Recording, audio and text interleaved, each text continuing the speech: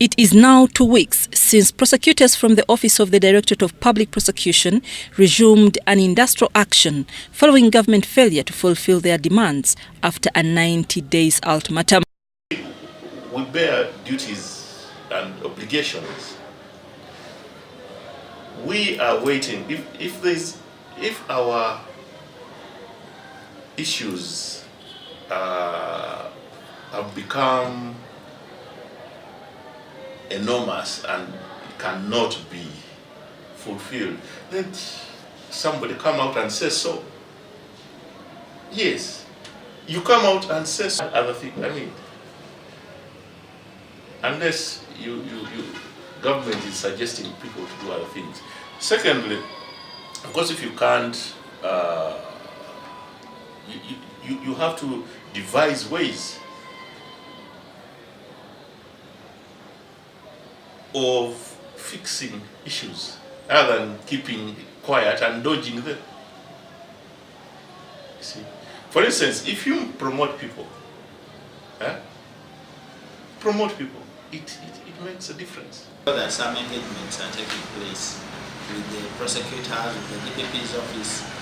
We've not directly involved ourselves in the ongoing negotiations because we don't have a direct part to play. We are only affected by the industrial action. So we can only appeal to the parties negotiating to do it as quickly as possible. This action has affected the operations of the Uganda Prison Services and Police Force. The Public Relations Officer Uganda Prisons, Frank Baine, says they produce prisoners in courts as mandated by law, but they are further remanded. People to court and take them back.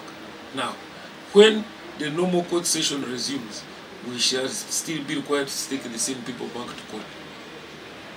So meaning that this fuel is being used, but there is no value for money in it. Yet we cannot refuse to take the prisoners to court. So, now, but those who are expecting and who had worked out that they should be going out, when they don't go out, then they have an emotional challenge when they go back to the prison. When these people don't go out, of course they have to eat, they have to sleep.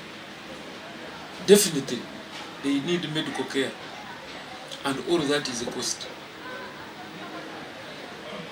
So, by the end of the day, you find that it is a bit straining compared to what it should be. Then you are looking at prisons because that's where these people are packed. In addition to financial constraints, especially police has a challenge of looking after people with capital offences. The number is it does not come. Even though we try to release them on bond, but since we are not taking most of them to court, especially since we are not taking them right away to court, especially those ones with capital offences, it becomes hard on the food that we are supposed to avail them with. You find that a station sometimes has been budgeting for a certain number of people in custody, but now the number has increased. That becomes a challenge to us also. The Senior Communications Officer, Judiciary, Solomon Muita, observed that judicial officers are going to have a workload. It is going to affect the judiciary in a number of ways. First, cases are accumulating. All the cases that should have been had within these periods are not proceed. So they are just piling up until they come back. We also know that quite a number of cases are coming up at the police. High Court here, we had an ongoing criminal session under Justice Kwesiga, which had 40 cases. We have another one in Entebbe under Justice Nyazi, 40 cases. At Uganda Road here, on average, the court will handle, each magistrate, there are 5, each one will handle an average of 30 cases per day. Government released a statement assuring public servants of a salary review, but according to Baxter advising them to resign was an uncalled for statement.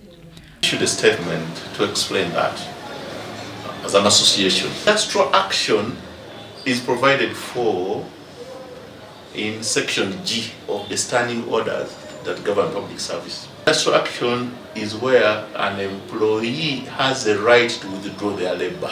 The industrial action, resignation is not an option. It is not envisaged because prosecutors demand to have an enabling law for a functioning DPP office, restructuring and promotions, tax waiver on salaries and salary increment. Currently, the least paid prosecutor earns 640,000 shillings. I'm Nafka Farida and Gloria Gwitaminji in Kampala.